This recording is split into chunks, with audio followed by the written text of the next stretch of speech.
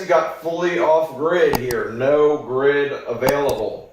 So basically in this scenario, it's highly recommended you have a backup generator on site, probably one that has automatic starting capabilities, so you can just make it a little more seamless. But essentially you would use that generator as a separate power source. So in that case, you'd connect your generator through the 12,000 XP, and again, you'd have a 100 amp critical loads panel or 100 amp loads panel backed up by the 12,000 XP. Lastly, is if you have a 200 amp service already and you want whole home backup, and the way you can achieve this is with two 12,000 XPs paralleled together.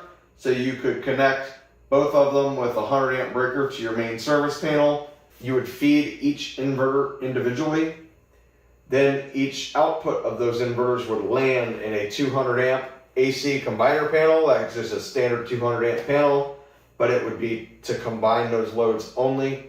And then you would run the output of that over to your 200 amp critical loads panel or 200 amp backup loads panel. Now, one interesting thing to note is that these 12,000 XPs, they don't apply to the 120% rule as any hybrid inverter would, and that's because they're incapable of backfeeding towards the grid. So you don't have to comply with any of those rules in 705.12 because, again, it's never going to discharge to that panel. It's only acting as a load or a battery charger.